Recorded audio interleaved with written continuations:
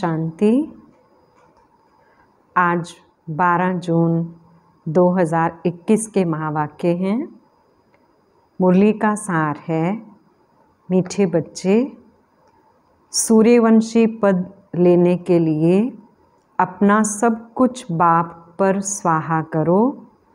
सूर्यवंशी राज्य पद अर्थात एयर कंडीशन टिकट। प्रश्न है, इस दुनिया में तुम बच्चों से अधिक खुश नसीब कोई भी नहीं, कैसे? बाबा ने कहा, तुम बच्चों के सन्मुख बेहद का बाप है, उनसे तुम्हें बेहद का वर्षा मिल रहा है। तुम इस समय बेहद बाप, टीचर और सतगुरु के बनकर उनसे बेहद की प्राप्ति करते हो। दुनिया वाले तो उसे जानते भी नहीं, तो तुम्हारे जैसा खुश नसीब हो कैसे सकते? गीत है, बड़ा खुश नसीब है। ओम शांति।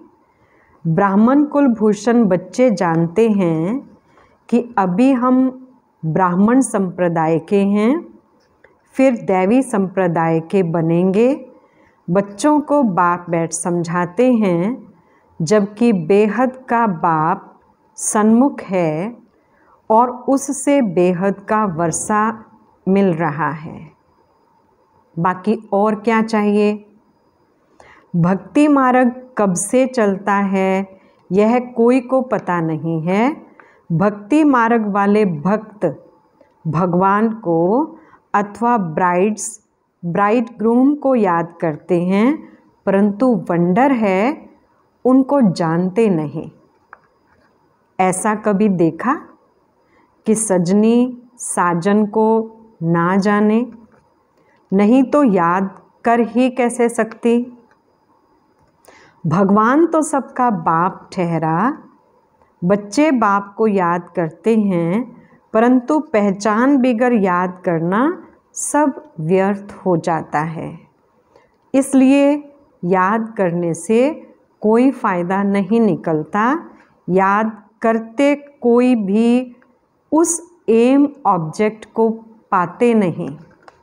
भगवान कौन है, उससे क्या मिलेगा, कुछ भी नहीं जानते।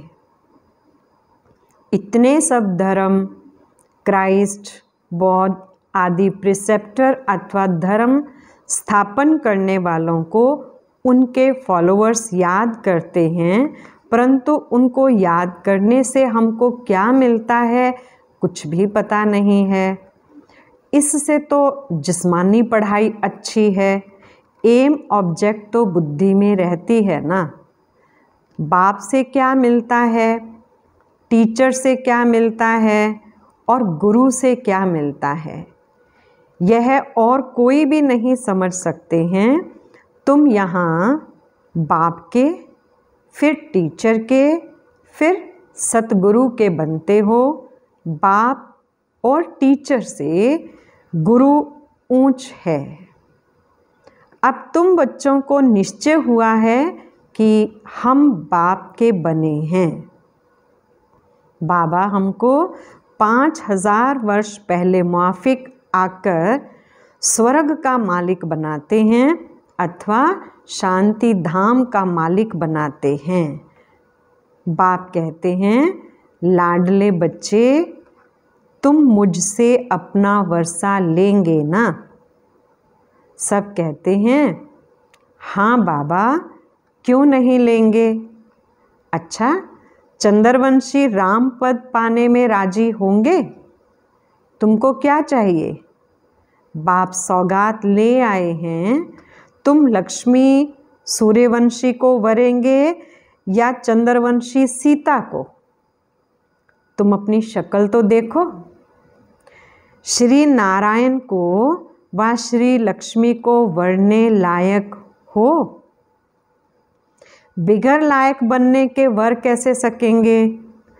अब बाप बैठ समझाते हैं, हूबहू जैसे कल्प पहले समझाया था, फिर से समझा रहे हैं।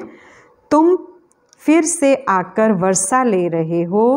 तुम्हारी एम ऑब्जेक्ट ही है बेहद के बाप से बेहद का वर्षा लेने की, वह है सूर्यवंशी राज्य पद। सेकंड ग्रेड है चंद्रवंशी। जैसे air condition first class second class होते हैं ना, तो सतयुग की पूरी राजधानी एयर कंडीशन समझो। एयर कंडीशन से ऊंच तो कुछ होता नहीं, फिर है फर्स्ट क्लास। तो अब बाप कहते हैं तुम एयर कंडीशन का सूर्यवंशी राज्य लेंगे व चंद्रवंशी फर्स्ट क्लास का, उससे भी कम तो फिर सेकंड क्लास में नंबरवार वारिस बनो। फिर तुम पीछे पीछे आकर राज्य पाएंगे, नहीं तो थर्ड क्लास प्रजा। फिर उनमें भी टिकट रिजर्व होती है, first class reserve, second class reserve, नंबरवार दर्जे होते हैं ना। बाकी सुख तो वहाँ है ही, अलग अलग कंपार्टमेंट तो है ना। साहूकार आदमी टिकट लेंगे एयर कंडीशन की। तुम्हारे में साहूकार कौन बनते हैं? जो सब कुछ बाप को दे देते हैं। बाबा यह सब कुछ आपका है। भारत में ही महिमा गाई हुई है, सौदागर, रत्नागर, जादूगर, ये महिमा है बाप की, ना कि कृष्ण की। कृष्ण ने तो वर्षा लिया, सतयुग में प्रारब्ध पाई, वह भी बाबा का बना। प्रारब्ध कहाँ से तो पाई होगी ना। लक्ष्मी नारायण सतयुग में प्रारब्ध भोगते हैं। अब तुम बच्चे अच्छी रीति जानते हो, ज़रूर इन्होंने पास्ट में प्रारब्ध बनाई होगी ना। नेहरू की प्रारब्ध कितनी अच्छी थी, जरूर अच्छे कर्म किए थे। बिगड़ ताज भारत का बादशाह था। भारत की महिमा तो बहुत है। भारत जैसा ऊंच देश कोई हो नहीं सकता। भारत परम पिता परमात्मा का बर्थ प्लेस है। यह राज कोई की बुद्धि में नहीं बैठता। परमात्मा ही सबको सुख शांति देते हैं आधा कल्प के लिए। भारत ही नंबर 1 तीर्थ स्थान है, परंतु ड्रामा अनुसार एक बाप को भूलने से सृष्टि की हालत कैसी हो गई है, इसलिए शिव बाबा फिर से आते हैं। निमित्त तो कोई बनते हैं ना। अब बाप कहते हैं अशरीरी भव, अपने को आत्मा निश्चय करो। मैं आत्मा किसकी संतान हूँ यह कोई नहीं जानते। वंडर है ना। कहते भी हैं ओ गॉड फादर रहम करो। शिव जयंती भी मनाते हैं, परंतु वह कब आए थे कोई को पता नहीं है। और ये है 5000 वर्ष की बात। बाप ही आकर नई दुनिया सतयुग स्थापन करते हैं। सतयुग की आयु लाखों वर्ष तो है नहीं। बाप ही आकर नई दुनिया सतयुग स्थापन करते हैं तो घोर अंधियारा है ना। गीता का उपदेश कितने आकर सुनते हैं, परंतु ना पढ़ाने वाले ना पढ़ने वाले कुछ समझते हैं। बाप कितना सहज कर समझाते हैं। सिर्फ बाप को याद करो। गृहस्थ व्यवहार में रहते कमल फूल समान बनो। विष्णु को ही सब अलंकार दिए हैं। शंख भी दिया है, फूल भी दिया है। वास्तव में देवताओं को थोड़े ही दिया जाता है। यह कितनी गुह्य गंभीर बातें हैं ब्राह्मणों के अलंकार। परंतु ब्राह्मणों को कैसे देवें? आज ब्राह्मण हैं, कल शूद्र बन पड़ते हैं। ब्रह्मा कुमार ही शूद्र कुमार बन पड़ते हैं। माया देरी नहीं करती। अगर कोई गफलत की, बाप की श्रीमत पर ना चला, बुद्धि खराब हुई, माया अच्छी तरह चमाट मार मुंह फेर देती है। मनुष्य गुस्से में कहते हैं ना, थप्पड़ मार मुंह फेर दूंगा, तो माया भी ऐसी है। बाप को भूले और माया 1 सेकंड में थप्पड़ मार मुंह फेर देती है। 1 सेकंड में जीवन मुक्ति पाते हैं, माया सेकंड में जीवन मुक्ति खत्म कर देती है। कितने अच्छे अच्छे बच्चों को माया पकड़ लेती है। देखती है कहाँ गफलत में है तो झट थप्पड़ लगा देती है। बाप तो आकर पुरानी दुनिया से मुंह फिराते हैं। लौकिक बाप कोई गरीब होता है, पुरानी झोंपड़ी में रहते हैं, फिर नया बनाते हैं, तो बच्चों की बुद्धि में बैठ जाता है, बस अब नया मकान तैयार होगा, हम जाकर बैठेंगे, यह पुराना तोड़ देंगे। अब बाप ने तुम्हारे लिए हथेली पर बहिष्ठ अथवा वैकुंठ लाया है। कहते हैं लाडले बच्चे आत्माओं से बात करते हैं। इन आँखों द्वारा तुम बच्चों को देख रहे हैं। बाप समझाते हैं मैं भी ड्रामा के वश हूँ। ऐसे नहीं ड्रामा के बिगर कुछ कर सकता हूँ, नहीं। बच्चे बीमार पड़ते हैं, ऐसे नहीं मैं ठीक कर दूँगा, ऑपरेशन करने से छुड़ा दूँगा, नहीं। कर्म भोग तो सबको भोगना ही है। तुम्हारे ऊपर तो बोझा बहुत है, क्योंकि तुम सबसे पुराने हो। सतो प्रधान से एकदम तमो प्रधान बने हो। अब तुम बच्चों को बाप मिला है तो बाप से वर्षा लेना चाहिए। तुम जानते हो कल्प कल्प ड्रामा अनुसार हम बाप से वर्षा लेते हैं। जो सूर्यवंशी चंद्रवंशी घराने के होंगे वह अवश्य आएंगे। जो देवता थे फिर शूद्र बन गए हैं, फिर वही ब्राह्मण बन दैवी संप्रदाय बनेंगे। यह बातें बाप बिगर कोई समझा ना सके। बाप को तुम बच्चे कितने मीठे लगते हो। कहते हैं तुम वही कल्प पहले वाले मेरे बच्चे हो। मैं कल्प कल्प आकर तुमको पढ़ाता हूँ। कितनी वंडरफुल बातें हैं। निराकार भगवानुवाच। शरीर से वाच करेंगे ना, शरीर अलग हो जाता तो आत्मा बोल नहीं सकती, आत्मा डिटैच हो जाती है। अब बाप कहते हैं अशरीरी भव।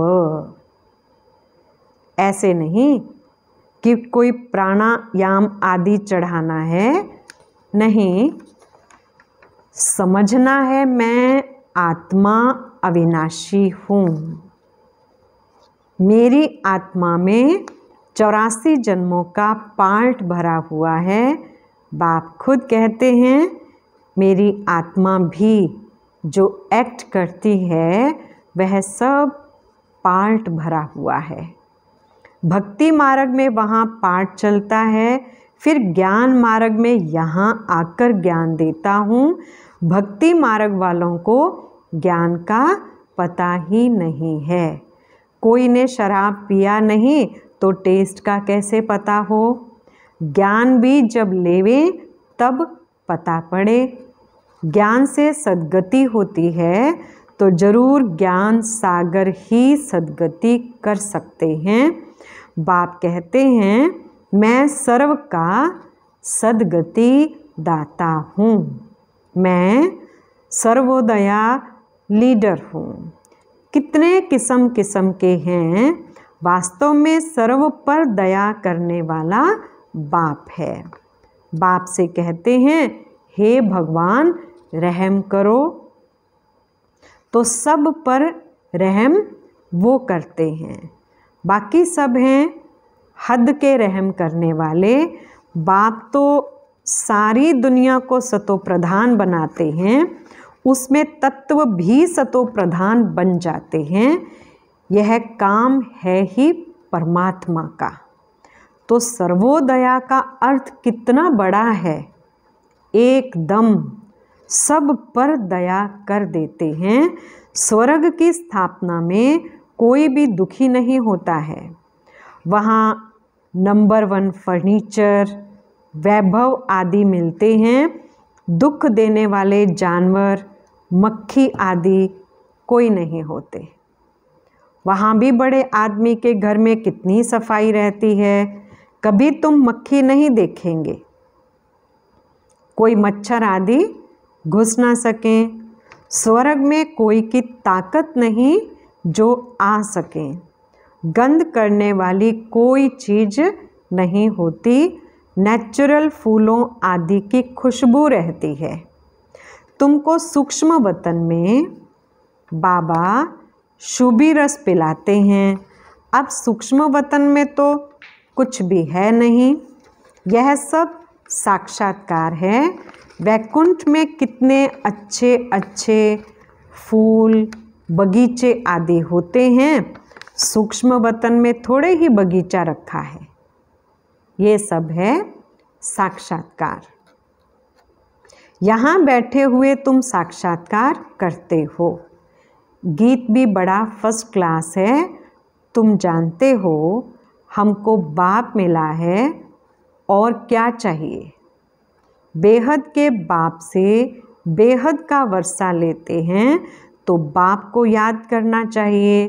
बाप की मत मशहूर है, श्रीमत से हम श्रेष्ठ ते श्रेष्ठ बनेंगे, बाकी है सब की आसुरी मत। इसलिए वह जानते नहीं कि सतयुग में सदैव सुख था। लक्ष्मी नारायण का राज्य था।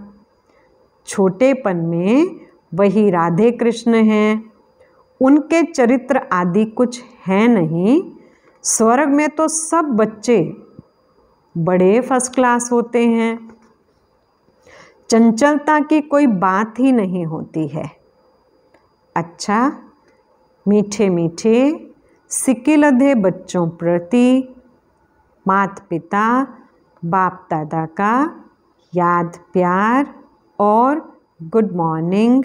रूहानी बाप की रूहानी बच्चों को नमस्ते। हम रूहानी बच्चों की रूहानी बाप दादा को याद प्यार गुड मॉर्निंग और नमस्ते जी। धारणा के लिए पहला पॉइंट है, जब इस पुरानी दुनिया से मुंह फेर लिया तो फिर कोई ऐसी गफलत नहीं करनी है जो माया अपनी तरफ मुंह कर ले। श्रीमत की अवज्ञा नहीं करनी है। बाप से पूरा वर्षा लेना है। दूसरा पॉइंट है, बाप पर अपना सब कुछ स्वाहा कर पक्का वारिस बन सतयुगी एयर कंडीशन की टिकट लेनी है। एम ऑब्जेक्ट को बुद्धि में रख पुरुषार्थ करना है। वरदान है, सेकंड में सर्व कमजोरियों से मुक्ति प्राप्त कर मर्यादा पुरुषोत्तम बनने वाले सदा स्नेही भव। विस्तार है, जैसे स्नेही स्नेह में आकर अपना सब कुछ न्योछावर व अर्पण कर देते हैं। स्नेही को कुछ भी समर्पण करने के लिए सोचना नहीं पड़ता। तो जो भी मर्यादाएं व नियम सुनते हो उन्हें प्रैक्टिकल में लाने अथवा सर्व कमजोरियों से मुक्ति प्राप्त करने की सहज युक्ति है। सदा एक बाप के स्नेही बनो। जिसके स्नेही हो, निरंतर उसके संग में रहो तो रूहानियत का रंग लग जाएगा और 1 सेकंड में मर्यादा पुरुषोत्तम बन जाएंगे, क्योंकि बाप का सहयोग स्नेही को स्वतः मिल जाता है। स्लोगन है, निश्चय का फाउंडेशन मजबूत है तो संपूर्णता तक पहुंचना निश्चित है। आगे मातेश्वरी जी के अनमोल महावाक्य हैं, जिसमें मम्मा ने स्पष्ट किया है, मनुष्य लोक, देवलोक, भूत प्रेतों की दुनिया का विस्तार। मम्मा ने कहा, बहुत मनुष्य प्रश्न करते हैं, यह जो अशुद्ध जीव आत्माएं जिनको घोस्ट कहा जाता है, यह सच है या कल्पना है अथवा वहम है। उस पर आज स्पष्ट समझाया जाता है कि मनुष्य आत्मा जब विक्रम करती है तो उनको अनेक प्रकार से सजाएं भोगनी अवश्य पड़ती हैं, और भोगनी भी मनुष्य जन्म में हैं, ना कि जानवर, पंछी और पशु योनि में। मनुष्य ही बनता है। मनुष्य आत्मा अलग है और जानवरों की आत्मा अलग है। मनुष्य कभी जानवर नहीं बनता और ना जानवर कभी मनुष्य बन सकता है। उन्हों की दुनिया अपनी है, ये मनुष्य आत्माओं की दुनिया अपनी है। दुख सुख भोगने की महसूसता मनुष्य में जाती है, ना कि जानवरों में। जब हम शुद्ध कर्म करने से सुख भी मनुष्य तन में पाते हैं, तो दुख भी जरूर मनुष्य तन में ही आकर भोगना है। और यह ज्ञान सुनने की बुद्धि भी मनुष्य तन में ही रहती है, ना कि जानवरों में। तो इस सृष्टि खेल में मुख्य पार्ट मनुष्य का है। ये जानवर, पंछी आदि तो जैसे सृष्टि ड्रामा की शोभा हैं। सारे कल्प के अंदर सतयुग आदि से कलयुग के अंत तक मनुष्य आत्माओं के 84 जन्म हैं। बाकी यह 84 लाख तो जानवर, पंछी आदि की वैरायटी हो सकती है। अब यह सब राज परमात्मा बिगर कोई समझा नहीं सकता। आत्माओं का निवास स्थान है ब्रह्म तत्व अर्थात निराकारी दुनिया। बाकी इन जानवरों की आत्माएं ब्रह्म तत्व में नहीं जा सकती। वह इस आकाश तत्व के अंदर ही पाठ बजाती हैं। उन्हों का भी मर्ज इमर्ज का और सतो रजो तमो में आने का पार्ट होता है। इसलिए हमें प्रकृति के बहुत विस्तार में ना जाकर पहले अपनी आत्मा का कल्याण करें, अर्थात मन मना भव। अब आते हैं मनुष्य आत्मा पर। तो जो आत्माएं अशुद्ध कर्म करने से विकर्म बनाती हैं, वो अपने अशुद्ध संस्कार अनुसार जन्म मरण के चक्कर में आए आदि मध्य अंत अर्थात मरने के समय अपने किए हुए विकर्मों का साक्षात्कार पाए सूक्ष्म में सजा भोगती हैं। इस थोड़े समय में अनेक जन्मों का दुख महसूस होता है। फिर शरीर छोड़ जाकर गर्भ जेल में दुख भोगती हैं और फिर संस्कार अनुसार ऐसे माता पिता के पास जन्म ले, वहाँ भी अपने जीवन में सुख दुख भोगती हैं। इसको कहा जाता है आदि मध्य अंत। परंतु कोई आत्मा शरीर ना धारण कर आकारी रूप में व इस आकाश तत्व के अंदर घोष्ट बन भटकती रहती है, ये भी एक सजा है, अर्थात भोगना है। उस अशुद्ध जीव आत्मा के साथ किसी का हिसाब किताब होता है तो वो उनमें प्रवेश कर उनको दुख देती है, अर्थात हिसाब किताब चुकतो कर फिर जाकर अपना शरीर धारण करती है। कोई जीव आत्मा तो जिसमें प्रवेश करती है उनको बहुत मारती भी है, बहुत कष्ट देती है, परंतु यह सब हिसाब किताब के अंदर भोगना का प्रकार है।